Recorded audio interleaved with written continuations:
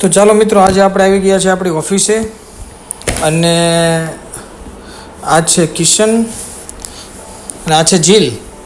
કોઈ ટાઈમ મળશે તો આ બધાને મળાવશું. સૌથી પહેલાં આજે આપણે ઓફિસની અંદર જઈને, આ તો સેટરડે છે આમે, તો જલ્દી થોડા ઘણા બધા આજ બહુ બધા કામ આવી ગયા છે તો આજ પૂરા કરીએ. ભગવાનની દીવાબત્તી કરી લઈ. દીવો થોડો ઘણો ચાલુ છે, બુજી જવા આવ્યો છે તો પહેલાં દીવાનું કરી લઈ. અને આજે સૌથી પહેલાં થોડું ઘણું એક કામ છે, તો એક વિદ્યાર્થીઓનું જે કંઈ પણ પ્રોગ્રેસ રિપોર્ટ ને એવું બધું હોય છે તો એ અમે શરૂઆતમાં પહેલાં મોર્નિંગની અંદર એવું કરતા હોઈએ છે કે જે નાના ઇમ્પોર્ટન્સ કામ હોય છે એ બધા સૌથી પહેલાં પૂરા કરતા હોય છે. એક વસ્તુ છે કે વિદ્યાર્થીઓએ એક શીખવા જેવી વસ્તુ છે કે અથવા તો કોઈ લોકોએ જે કામ કરે છે એને શીખવા જેવું છે કે હકીકતમાં દિવસનું અંદર શેડ્યુલ કેવી રીતે હોવું જોઈએ. મતલબ શેડ્યુલ કેવી રીતેથી મતલબ છે કે ભાઈ કઈ વસ્તુને પહેલાં રાખવી, કઈ વસ્તુને પછી રાખવી. કારણ કે દિવસનો થોડોક સમય એવો હોય છે કે જેની અંદર તમને કંટાળો આવતો હોય છે, થોડોક સમય એવો પણ હોય છે કે જેની અંદર તમે ફૂલ સ્પીડથી કામ કરતા હોઈએ છે, અને મોટાભાગનો સમય એવો હોય છે કે તેની અંદર તમારી સ્પીડ એજ નોર્મલ રહે છે. તો આવી રીતના તમારા શેડ્યુલને તમે નક્કી કરો કે જેના કારણે જે મોસ્ટ પ્રાયોરિટીવાળી વસ્તુ કે જેની અંદર તમારે સારું એવું લોજિક લગાડવું પડે એમ છે, સારું એવો વિચારણા કરવા પડે એમ છે, અને એક ફ્રેશ માઇન્ડ જ એની અંદર કામ કરે છે. દાખલા તરીકે ઘણા તમે ડિસિઝન જે મોર્નિંગમાં લ્યો છો એ મહદઅંશે સારા અને સાચા હોય છે, અને એની મોટા ભાગની સંભાવના હોય છે કે સાચા પડે. પણ જ્યારે સાંજે 7 વાગે તમે ઓફિસથી નીકળવાના સમયે જે કંઈ પણ ડિસિઝન લેતા હોય છે તે તો એવી થાય છે કે ભાઈ એની અંદર તો એક તો તમે ઓલરેડી પૂરા દિવસના સ્ટ્રેસના કારણે થાકી ગયા હોય છે, અને પછી તમારે કોઈ ડિસિઝન લેવાના થાય છે તો એ મોટા ભાગે સાચા નથી હોતા. મતલબ કે તમે આખા દિવસના રિવ્યૂ પ્રમાણે આખા દિવસ તમારો કેવી રીતે પસાર થયો છે એ દિવસને જોઈને તમે ડિસિઝન લ્યો છો. અને મોર્નિંગમાં કોઈ પણ ડિસિઝન લેવાની થાય કેવી રીતે થાય છે કે ભાઈ એવી રીતે ડિસિઝન લ્યો છો કે ભાઈ એકદમ ફ્રેશ માઇન્ડ છે અને કામ કરે રાખો છો અને ડિસિઝન લ્યો છો. અને એનાથી એક બીજી બેસ્ટ વાત છે, જે કંઈ પણ કરો ને એ આનંદથી કરો યાર, બહુ મસ્તથી કરો. તો ચાલો, આજે આ બીજો દિવસ છે અને બપોર પડી ગયું છે, સન્ડે છે, તો આજે થોડા ઘણા એક વરાછાની અંદર બહુ ફેમસ ખમણ છે કે જેને નામ છે ભાણુના ખમણ. તો આજે એમ આવી ગયા છે ભાણુના ખમણ લેવા, અને ભાણુના ખમણ લઈને એક બહુ મસ્ત જગ્યાએ જવાનું છે. એ જગ્યાએ પહોંચે પછી તમને કહીશ, પણ શરૂઆતમાં તમને એક સુરતના એક સારા એવા દર્શન કરાવી લઈએ. સુરતના સારા એવા દર્શન, મતલબ રવિવારે સુરત બહુ મસ્ત લાગતું હોય છે. એમ લોકો એમ કહે છે કે ભાડ ભીડવાળું ને ગળદીવાળું છે, પણ ખાલી ગળદીવાળું નથી હોતું, એની થોડીક નયનરમ્ય દ્રશ્ય તો હોય જ છે. એમ તમે તમારી જે સ્ક્રીન છે એની અંદર તમે સરસ રીતે જોઈ શકો છો કે સન્ડે છે, 2 દિવસ પહેલાં બહુ સારો એવો વરસાદ વરસ્યો હતો. તો આજ ગ્રીનરી જુઓ તમે, મસ્ત એવું છે. આ સવજી કોરાટ બ્રિજ છે. સવજી કોરાટ બ્રિજ એટલે એ બ્રિજ છે કે જ્યારે સવજી કોરાટ કરીને એક ધારાસભ્ય હતા, એમણે આ બ્રિજનું નિર્માણ કરાવ્યું હતું, એટલે આ બ્રિજનું નામ સવજી કોરાટ બ્રિજ છે. અને એમની બહુ નાની ઉંમરે એક્સપાયર થઈ ગયા હતા. હવે અમે જઈ રહ્યા છીએ, સુરતનો નવો રિંગ રોડ બન્યો છે એ તરફ, અને નવો રિંગ રોડ બનવાના કારણે જેનું ડેવલપિંગ છે એ બહુ સારા લેવલે થયું છે. અને જે તમને ભીડભાડ જોવા મળે છે ને એ જગ્યાનું નામ છે દુખિયાનો દરબાર. બહુ મસ્ત જગ્યા છે, એકવાર જાય જેવી જગ્યા છે. પ્લીઝ એકવાર જરૂર ને જરૂર જાજો, બહુ મસ્ત જગ્યા છે. ત્યાં બહુ વિશાળ મેદાન છે, બાળકોને રમવાનું સારું એવું પ્લેગ્રાઉન્ડ છે, અને બહુ આનંદી જગ્યા છે. રામાપીરનું મંદિર છે, અને નામ આપ્યું છે દુખિયાનો દરબાર. એટલે બધાય જઈ શકે. લગભગ એવું લાગે કે પૃથ્વી પર 95% દુઃખી છે એમ, તો એ બધાનો દરબાર છે ત્યાં, અને બહુ મસ્ત એવી જગ્યા છે, તો જરૂર જાજો.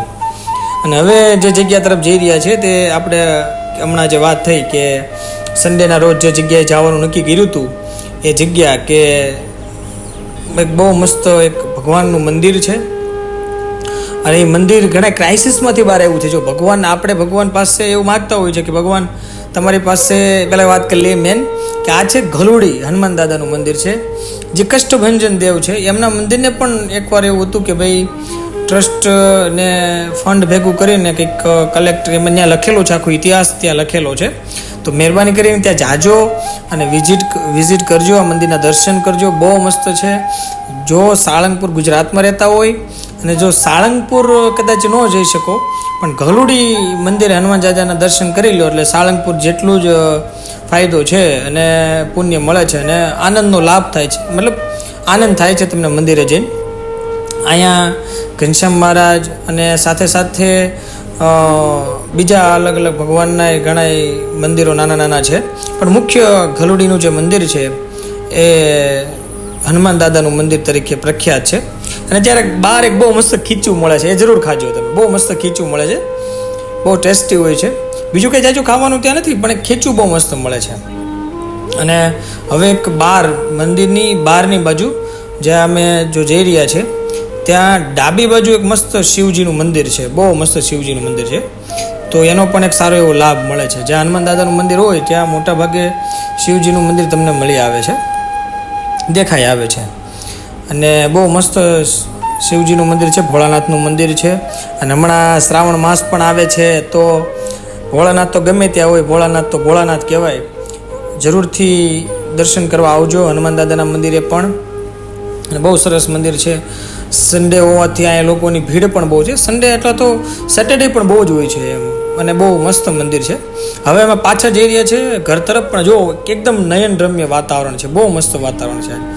અને સાથે સાથે એવું લાગે છે કે વરસાદ બહુ આવશે આજે, કારણ કે જે પ્રમાણે થોડું ઘણું અંધારું થયું છે. આ તો ફોનની બ્રાઇટનેસના કારણે થોડુંક લાઇટનો અપ કરેલી છે, નહીંતર તો તમને દેખાય નહીં એવું વાતાવરણ હતું. અંધારું થઈ ગયું હોય ને સાંજનું, એવું વાતાવરણ ઊભું થયું હતું.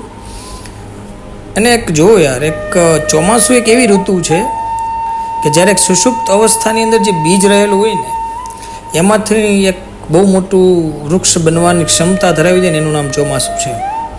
તો ચોમાસાની અંદર પોતાને કંઈક એવી એક્ટિવિટી દ્વારા એક્ટિવ રાખજો કે જેના કારણે તમારી અંદર જે એક એવું બીજ છે જે વિશ્વના બીજા કોઈ પાસે ન હોય, અને બીજ મોટું બને અને વૃક્ષ બને અને બહુ સરસ રીતે કાર્ય કરે.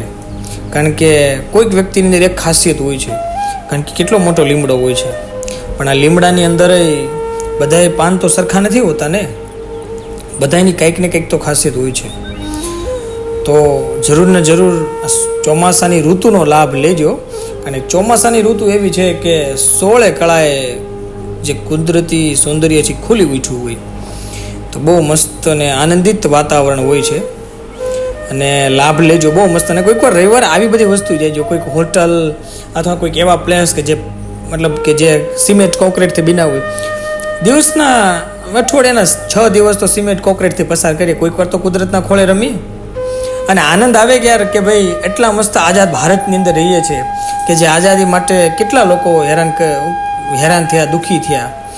તો આજે એક થોડોક પ્રોગ્રામ બની ગયો ભજીયા ખાવાનો, કારણ કે વરસાદ, મેં તમને કીધું હતું વરસાદ બહુ સરસ પડ્યો, બહુ એટલે વાત ન પૂછો. અને સુરતની અંદર બહુ ફેમસ છે આ મરચાના ભજીયા. મરચાના એટલે એને કાપી નાખે, મરચાં જોયા કાપી નાખે, અને કાપીને સામાન્ય તેને ચણાના લોટની અંદર તળતા હોય. પણ અમે થોડીક એક્ટિવિટી એની અંદર નવું કંઈક લાવ્યા કે એને મેથીનો લોટ હોય ને, આપણે જે ભજીયાનો સામાન્ય રીતે પાડતા હોય એની અંદર નાખીને ખાતા, અને બહુ ખટમીઠા લાગે. જે તમારે થોડુંક એની અંદર મરચાંની અંદર લીંબુ થોડુંક વધારે પ્રમાણમાં કરે, ખટ મીઠા બહુ મસ્ત લાગશે. એકવાર આ પણ ટેસ્ટ કરજો. મરચાંને કાપીને અંદરથી રગ ને એવું થોડું કાઢીને, તીખા બહુ ઓછા લાગે. અને મરચી તો નાખતા જ હોય છે, એટલે એકવાર આને મેથીના લોટમાં નાખીને પછી આને તળીને બહુ ખાવાની બહુ મજા આવશે. એક નંબર ટેસ્ટ હોય છે એનો. અને આ જ ભારતની ખાસિયત છે યાર. નકર ફોરેનની તો મને તમને બેન ખબર છે, ત્યાં બ્રેડ સિવાય કંઈ મળતું નથી. તો ભારતની આવી એવી વસ્તુનો આનંદ લ્યો. અને બહુ મસ્ત નહીં. ચોમાસાની ઋતુમાં તો ખાવા લાયક તો બહુ બધી વસ્તુ હોય છે એમ. આપણે ઉનાળામાં ગોતતા હોઈએ છીએ, પણ ચોમાસાની અંદર તો બહુ બધું મળે છે. અને અત્યારે તો લીલોતરી જે વસ્તુ મળે છે, આ હા હા હા. તો જો અત્યારે મેં તો ખાઈ લીધું છે, અને હવે મારા મમ્મીએ પણ ખાઈ લીધું.